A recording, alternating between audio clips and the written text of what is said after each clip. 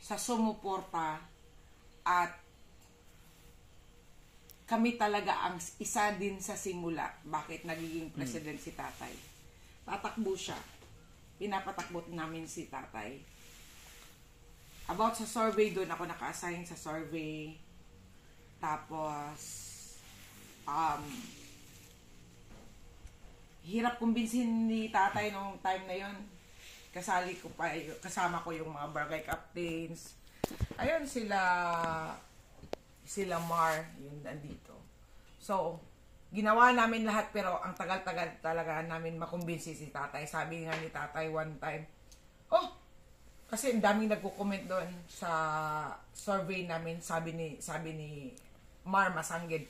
Yeah, I think sa Davao everybody knows him. Sabi ni tatay, may ano kasi doon sa kanya na may nag-comment kasi doon sa survey namin na sino yan? Hindi namin kilala yan. Yun pa naman ang nakita ni tatay. Sabi ni tatay, tingnan mo, hindi nga ako kilala. Sabi namin, dati tayo, pinagdamot ka namin. Pero ngayon, kailangan ka namin i-share. But then, I don't know kasi hindi kami natutuwa nung sinishare namin si tatay kasi ang daming batikos. But then, in the other side, nagpapasalamat kami kasi ang dami niyang ginawa para sa bansa. Hindi lang para sa Davao. And, I know na kilala din ako dito sa Davao. Ang dami namin. Hindi na kami madami nun. Nung nagsabi na lang talaga si tatay na, okay, tatakbo na ako. But from the very beginning, kunti lang kami.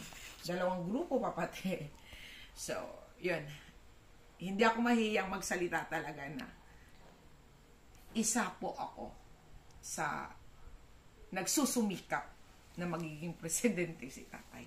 Ma'am, ibig sabihin pala, linawin lang natin. Ibig sabihin pala, 2016 pa lang, isa na kayo talaga sa sumuporta kay former president. No. Nagsusupport talaga ako sa kanya 2000. Like I told you, di ba, yung may Mad Dog pa. Mad Dog yung samahan yung sa mga motor dito sa Davao. That was naging active talaga ako 2009 and 2010. So, bali, yan pala yung yan pa yung dating sign ni former President Duterte. Di ba? Kasi ngayon, parang ang nalaman ng tao, parang ganun. Yung ganun, di ba? Naging ganun. Pero, sa amin talaga, ganun dapat yon. Okay, ang kamay na bakal. Tapos, but anyway, yung mga t-shirts naman na nagawa namin noon, hindi naman sa kanya-kanya kasi kami. Halimbawa, katulad sa grupo namin. So, kami din ang nagpa-funds noon. Kami ang gumagastos. Kasi si tatay, ugali talaga yan ni tatay. Ayaw niya magbayad, ayaw niya, kung gusto niya suportahan, papakita lang niya yung anong magandang ginagawa niya. Ito gagawin ko, lalatag niya lagi. Tapos, tayo naman nagugustuhan para sa lahat. Hindi pa sarili. So, kami, support kami, pati yung bowlers. Ayun. Pati cup. Tapos, may marami pa akong mga nakatagong mga iba-iba kasi. Ito, may black, may gray, yung may mukha talaga na malasakit. Ayun, ganun yun. That was before. That's the story about. So, ibig sabihin, nung mayor pa lang dito si former President Duterte, talagang, ano yung nakita mo nung mayor siya dito? Ano yung klase ng pamumuno meron siya sa Davao nung mayor siya dito? Si tatay, masasabi ko talaga na sa akin kasi hindi leader si tatay ama. Yung disiplinadong ama. Disiplinaryan na ama. Mafe-feel mo yung pagmamahal, mafe-feel mo yung disiplina. Mafe-feel mo lahat. Ayun. Ma-feel mo na may takot ka rin kasi baka hindi ka na mamahalin, parang ganun. Pero yung takot talaga, as in, takot ka kung anong gagawin sa'yo. No, I don't feel like that.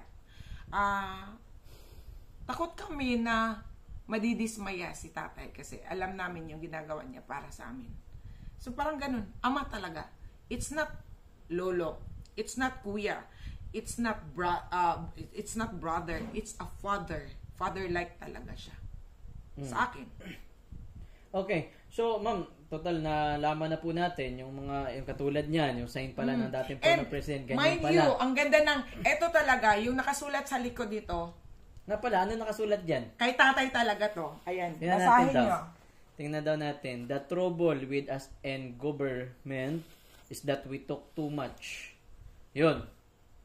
Dami nating daldal, Oo. tapos, Act too slow. Okay. Tuloy ba? oh, Act too slow and do too little, Mayor Rodrigo Duterte, Davao City. Ito pala yung ano niya talaga dati, nung tumatakbo siya, hindi, salita yan ni tatay na tumatak.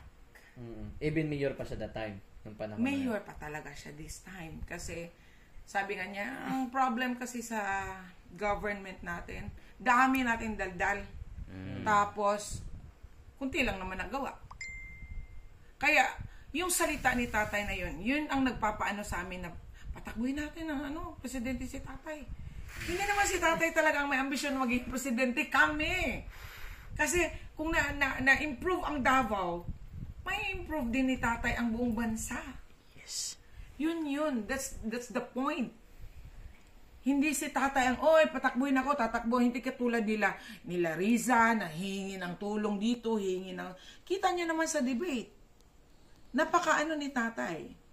Na, okay, kung sino ba, di ba, na-interview siya sa debate, sabi ni, sino bang para bang, ang question doon is, sino bang karapat dapat manalo at mangulo ng Pilipinas during sa debate?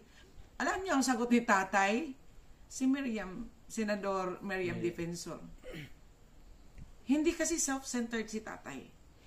Yun yung leader na nakita kong hindi selfish. Napaka-selfless. Kaso lang talaga, matapang si tatay.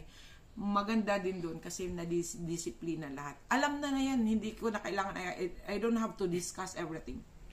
Yes, ma'am. Nabanggit mo yung talking about the Risa, no? Risa Ontiveros. Ma'am, di ba makailan lamang, 2 days ago yata, correct me if I'm wrong, nung nagkaroon ng hearing talking about doon sa OBP budget. So, hindi, yung talking about pala doon sa box, no? Talking about doon sa 10 million. So, ano yung masasabi mo doon sa sagutan ni VP Sara at saka ni Risa? Kasi talaga paulit-ulit ko yung pinanood.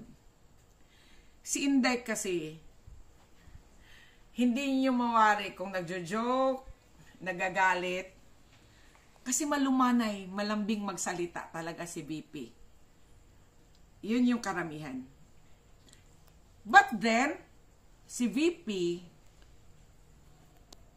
sa aming taga Davao, alam namin kung galit na siya.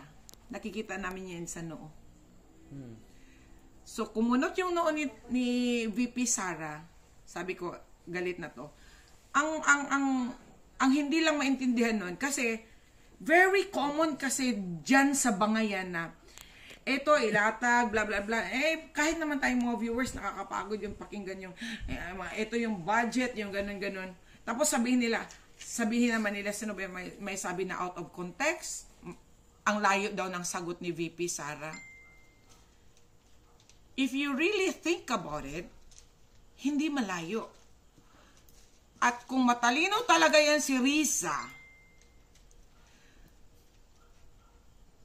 alam niya na papunta doon, politicized talaga, papunta doon yung itatanong niya. Alam niya na alam namin lahat na sisirain niya si VP. But then, alam na ni VP kung anong intensyon ng tao. So, ba't papaligoy-ligoy pa? Direct to the point yung kay Inday. Yun yung basa ko doon. Na, sabi pa niya, hindi ko nagustuhan yung parang attitude ba yun? Or parang sabi niya, ang layo. Hindi naman malayo eh. Kasi sinabi niya kay Inday Sara na, malayo yung sagot mo. We are not talking about politics. We are not talking about, we are talking about budget here. Wow! Galing mo ha. Pero, saan ba papunta yung mga tanong mo, Risa? Tanong ko, saan yun papunta? Di ba ganun lang din naman? Sisirain si VP Sara? So, tinubo ka na eh. Nag-shortcut na lang din si VP Sara. Yun. Hindi yun paninira. That's the truth. That's fact, di ba? Ma'am, nabanggit kasi ni BP Sara, even ako hindi ko din nalaman to, nung time lang din ng hearing, na si Risa daw ay nanghingi daw ng tulong sa kanya nung ito'y tumatakbo. Gano'n naman yan. Gusto nyo banggitin ko pa sino mga nanghihingi ng tulong? Okay. As far as I know, Cheese Escudero, naghingi yan ng tulong kay, nung 2016, naghingi yan ng tulong kay Kong Pulong. Kasi, dito sa Davao, yun ang ini-introduce ni Kong Pulong as a vice president. Pero pinanindigan talaga ni tatay na si Cayetano. Tingnan mo, nasaan na yan ngayon? And maniwala kayo sa hindi. Totoo yung sinasabi ni VP Sara. Pag kalaban kita for life. What's the use? Kahit magbalat ka pa. Kung ahas ka, kahit magbalat ka pa, ahas ka pa rin. Diba? What's the use? That's how it is. So, bumaliktad sila lahat. Kaya nga, medyo natuwa ako, na medyo naawa ako, pero totoong simpatiya kay VP, andun talaga. Naiintindihan ko yun. So, ano pa? Okay, ma'am. Talking about doon naman, ma'am, sa sinabi din po ni Risa na, ni Vice President, na pati kay former President, nanghingi din pala ito ng tulong noong 2016 si Risa. From the very beginning sa political career niya, unang binoto ko nga yan si Risa kasi akala ko matino kasi matalino, magaling maghanga bells.